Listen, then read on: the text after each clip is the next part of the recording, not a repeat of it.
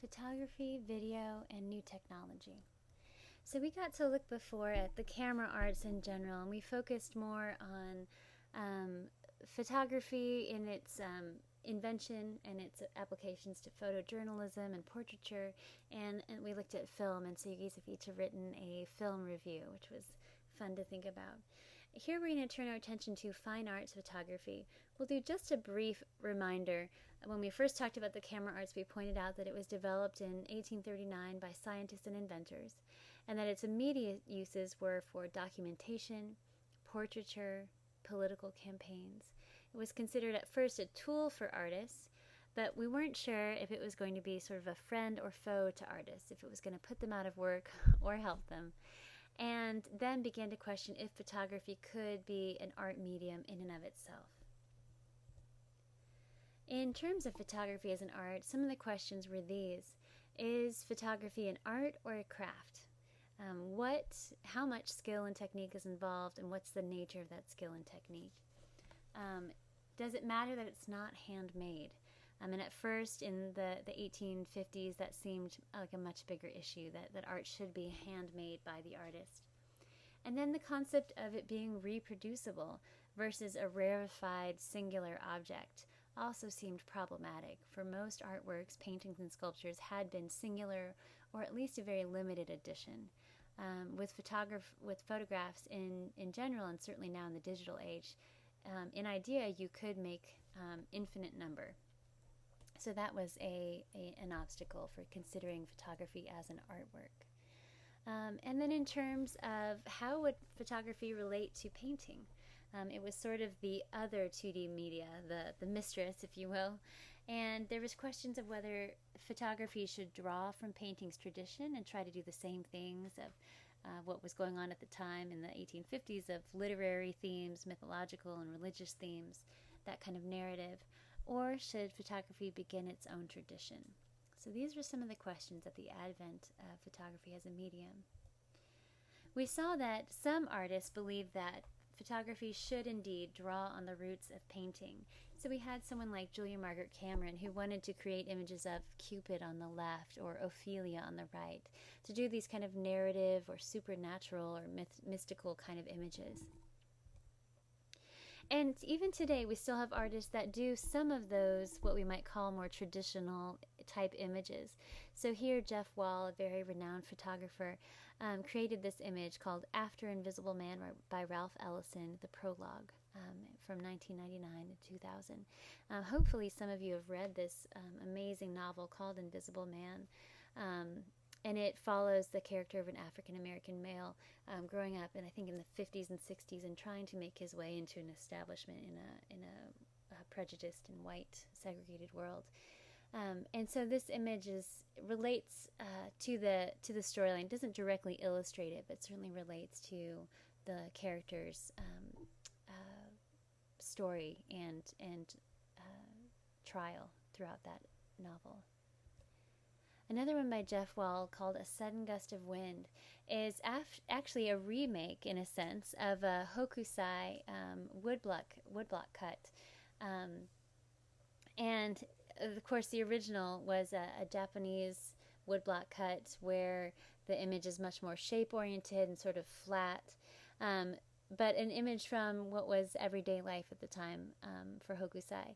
And so here Jeff Wall creates it in a modern age, in a modern setting. So you see this kind of businessman in the center and various people out in this kind of bleak winter landscape as this paper blows across in the wind. Gregory Crutzen is less specific in his narratives, but he also creates this kind of mystical scenario. Often his places or his images take place in homes or in suburban areas, but with a twist. So it's not just the home that we all know and love and feel safe in, but something is awry or strange. There's often kind of an eerie lighting, something mystical going on. You know, we question what is going on under the seemingly kosher household, seemingly placid household. What is underneath? What's lurking below? So not a traditional narrative, but still a sense of a story going on. Or a rather traditional portraiture, such as in the image of Reneke Dijkstra in these cases, where we have these two youths caught in this kind of, adolescent transition. You can kind of sense the awkwardness of their adjusting to their changing bodies, growing in toward adulthood, and captured at the seaside in their bathing suits, which is, of course, a place that we all feel rather vulnerable at times. So rather traditional portraiture still has a place in contemporary art. Now, in terms of photography being an art, there was the group that wanted to continue with paintings tradition, but there was also the question of beginning a new tradition. So what could photography do that painting hadn't done before? So we have at the beginning straight or pure photography. We also have artists that begin to try to embrace the documentation or documentary style that photographs allow in a different way than paintings can. And then also trying to make use in a positive way of that idea of reproduction rather than seeing it as a limit to photography. Some artists will also play on ideas of objectivity or a false objectivity, an assumed objectivity that might not really be there. So a few examples. We remember these examples of pure or straight photography by Alfred Stieglitz and Charles Sheeler, who really thought that you should never edit your photographs. You shouldn't try for any special effects, not playing with the different negatives or different ways of producing the image, but just to compose the image through the viewfinder of the camera was their goal, and to focus on modern life. Andy Warhol also did a lot of photographs and really made use of the idea of photography being candid and spontaneous, that they are, in a way, these kind of throwaway multiple images, and yet each of these multiple images shows a different side of a person. So these images were actually taken in a photo booth down on the street in New York City in the early 1960s. And it was a commission. It's actually printed fairly large scale. Each panel is somewhere in the range of 2 feet. And so they make for quite a large wall work. But they capture all these different sides of this woman. Rather than doing one monumental portrait, you've got several small images that capture her personality, her laugh, or her thoughtful look, etc.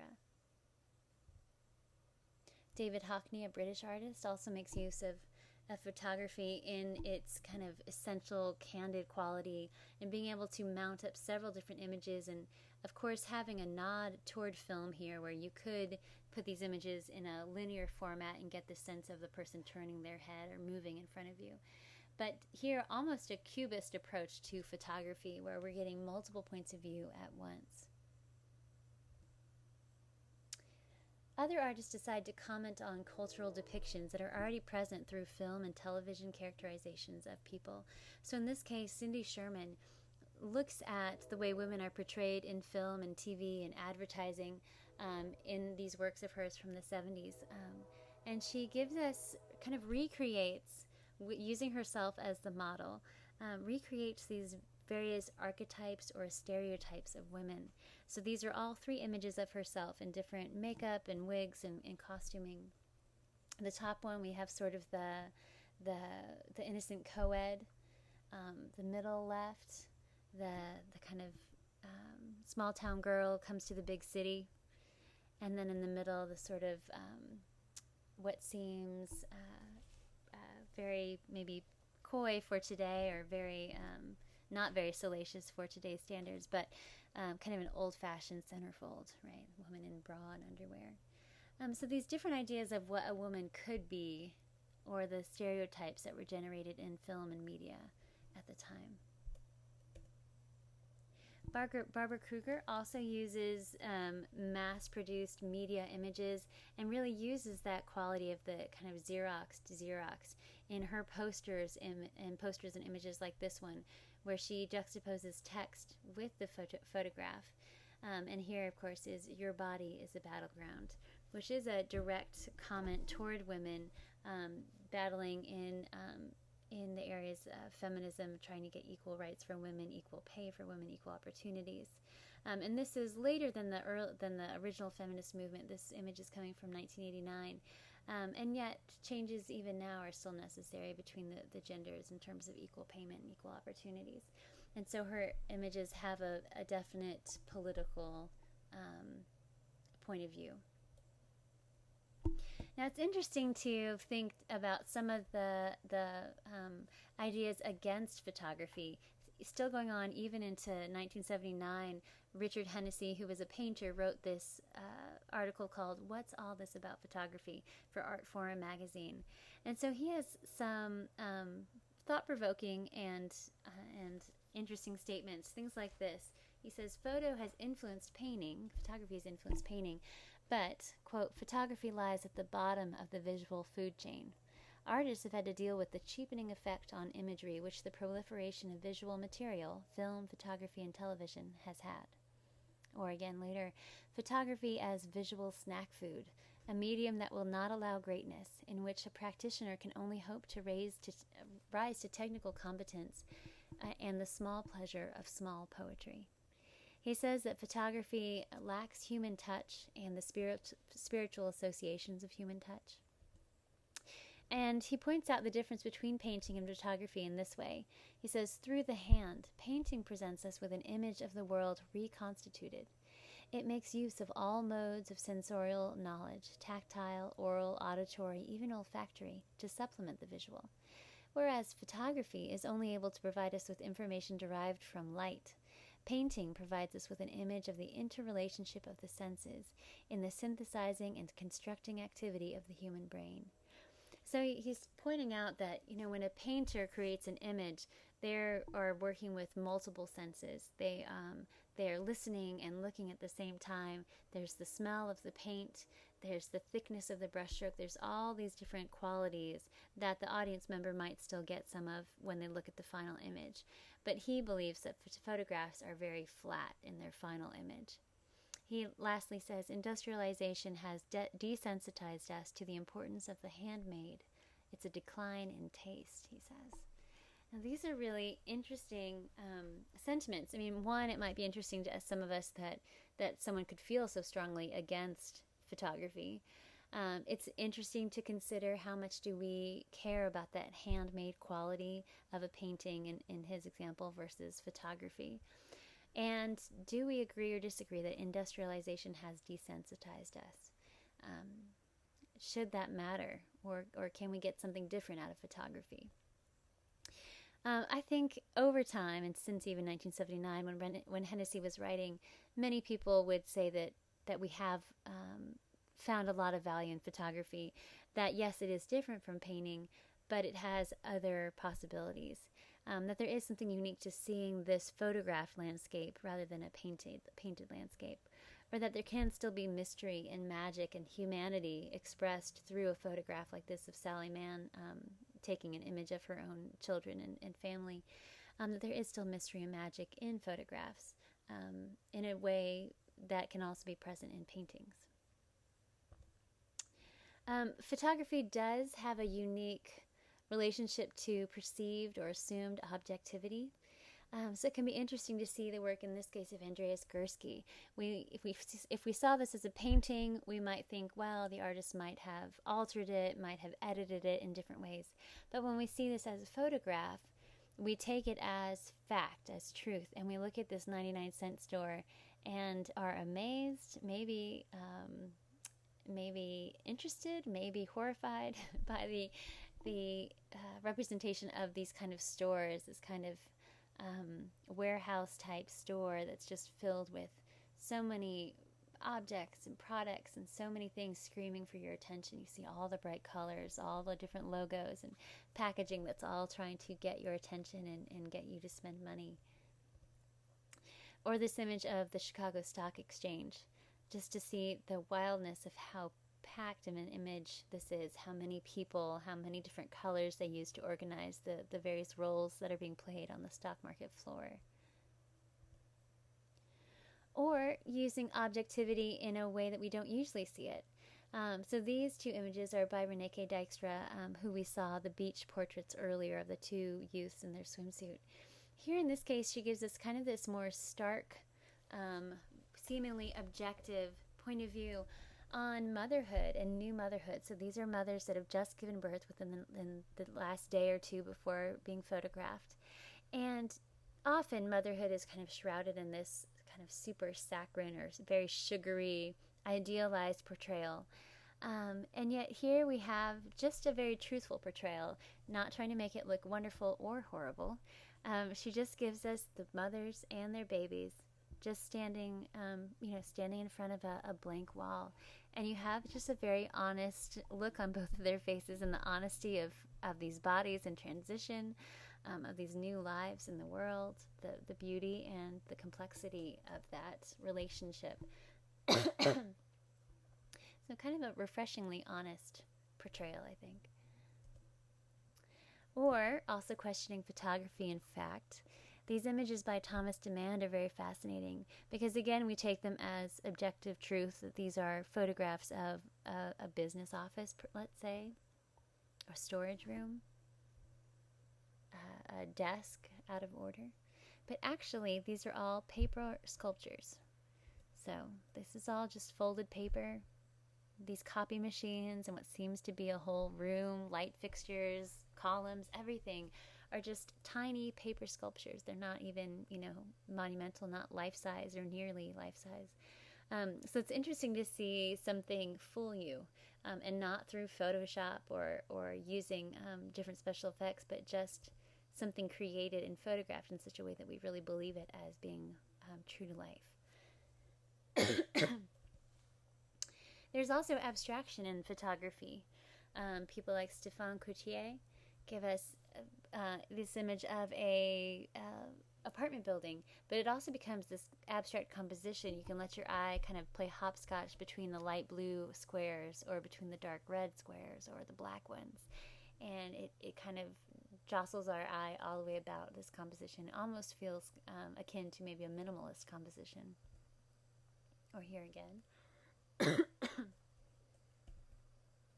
And here, Jan Dibitz, an abstract composition created from two landscape photographs within the same within the same landscape, but kind of 2 points of view, one looking back over the fields and then one looking onto the ocean. The question of authorship is an interesting one with photography. So we mentioned the obstacle of the photograph being reproducible and not being a rarefied, hand-touched, handcrafted object. Well, Sherry Levine is one artist who's kind of pointed to that difficulty by appropriating or reappropriating images. So she did a series of photographs that were photographs of other photographs. So Walker Evans did the photograph on the left from the 1940s. Sherry Levine made a photograph of his photograph and called it After Walker Evans. So now she is, in fact, the author of the photograph on the right, whereas Walker Evans is the author of the photograph on the left. And yet, of course, to our eyes, they seem completely identical. And so it's a way of bringing up the question, well, how do we decide who is the author or the owner of these images? Who gets credit for what? And also questioning the idea of that ready-made that keeps coming back up from Duchamp and in the Dada era. What all is potential ready-made material? If you can bring in a urinal into the art context, can you bring a photograph in and just change names? Richard Woodward gives us an interesting article from the New York Times in 1988. He says, "It's art, but is it photography?" And he's noting that photography has gained significance in the art world, but that it still has a difficult relationship, as evidenced by the fact that some people will call a photograph an artwork and highly esteem it, and yet not really want to call it a photograph. So he asks some interesting questions again. Bringing back up reproduction, is it a liability or a strength? So it gives you a flexibility of reproduction. You can change the scale, crop it, translate it into various print media, print it in a magazine, a book, or a large-scale print to be framed. But how do we deal with monetary issues? So usually if you have a single painting, it can be quite costly if it's desired, right? But if you have an image that's highly desired, but it's a photograph so you can make 30 of them or 30,000 of them, how does that change the pricing of that image? And some artists and some printmakers, before photography even, have decided on limited editions. So yes, we'll reproduce it, but only 10 times or only 500 times. And so they would actually number the prints so that you could be sure, relatively sure, that they will only make so many editions. Other arts rely on documentation via photograph. So that begs the question, what is the distinction between a document, such as in the case of a land artist using photography to document what they've done, versus an artwork? So when does that photograph change from just being a document of a different artwork to an artwork in and of itself? Art photographers versus artists who use photography. Woodward at this time in 1988 saw a lot of artists having trouble identifying themselves, not being sure what to call themselves. Should I say I'm an artist or a photographer or an art photographer?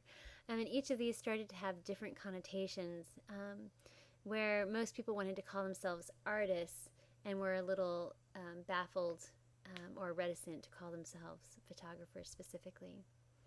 And calling the artwork an artwork or calling it a photograph. So he notes that there had been a lot of acceptance of photographs as worthy of high prices and high appreciation, yet a hesitance to admit it's a photograph, as if photograph was a dirty word.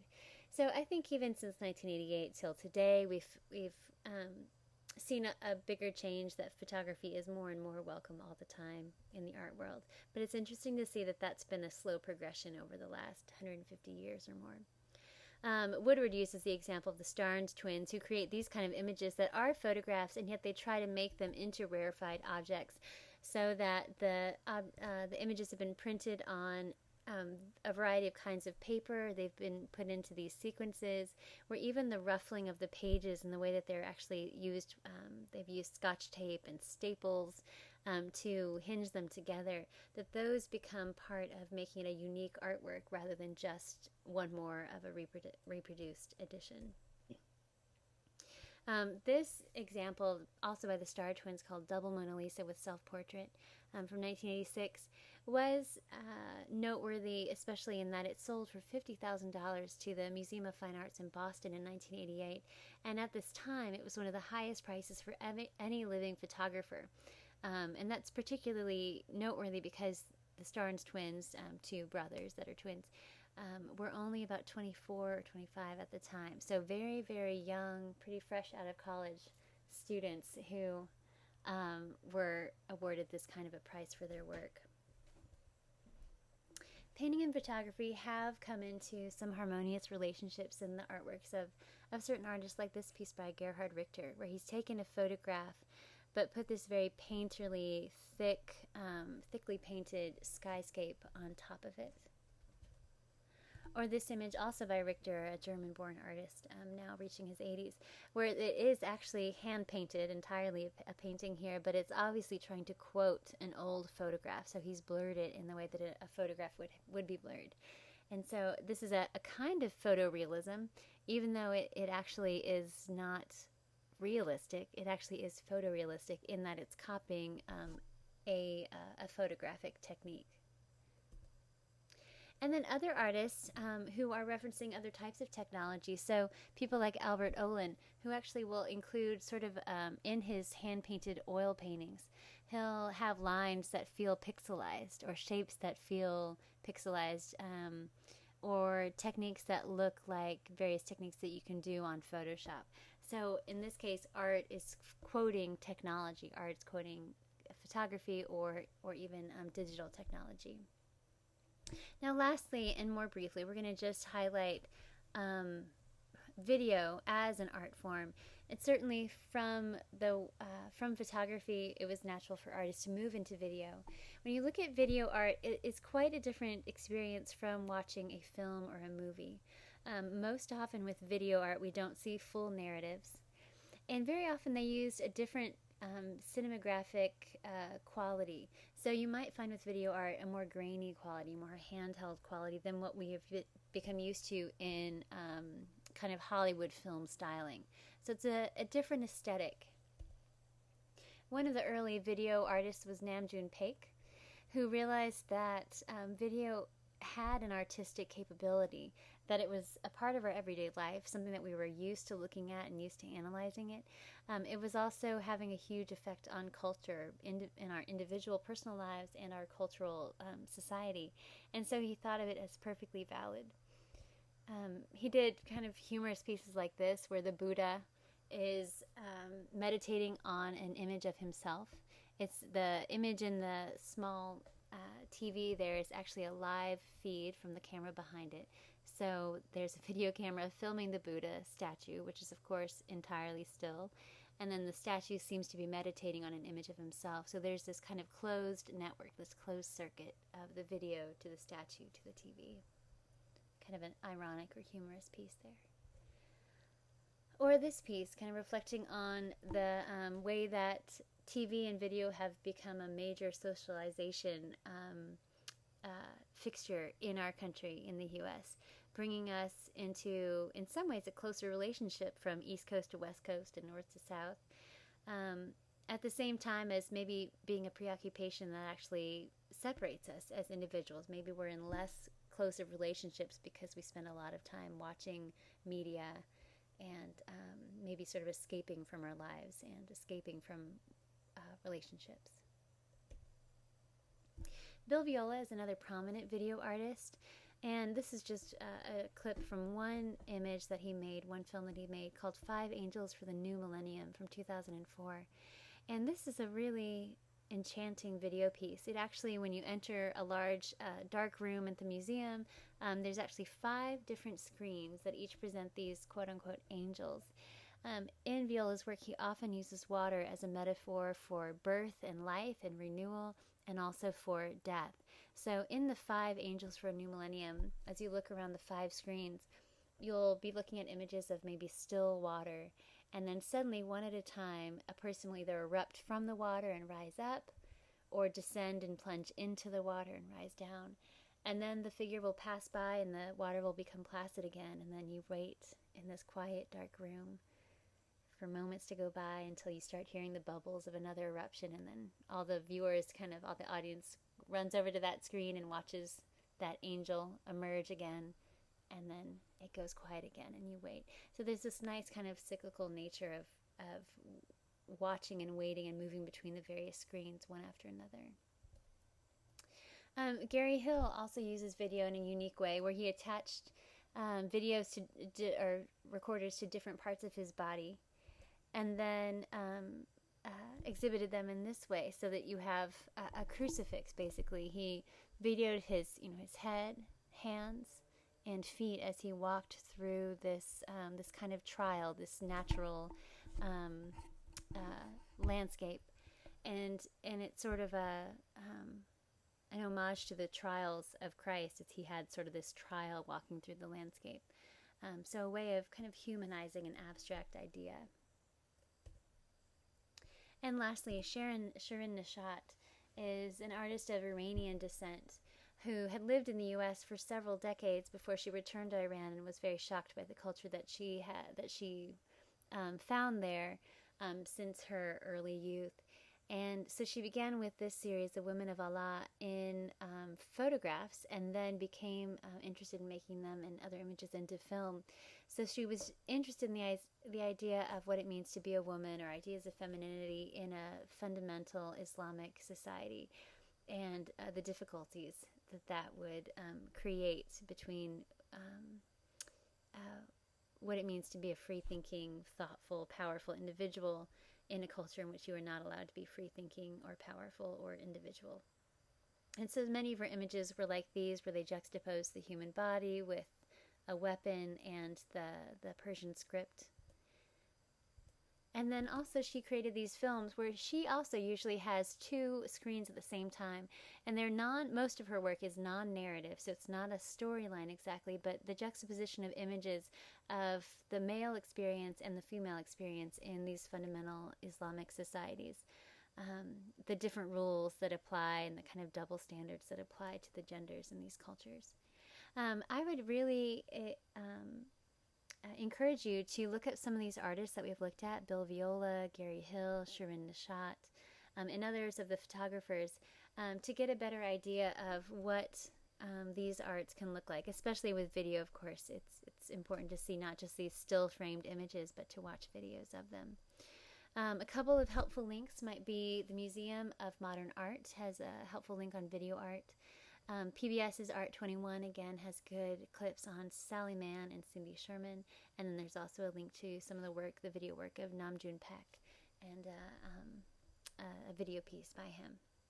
All right, enjoy. Thank you.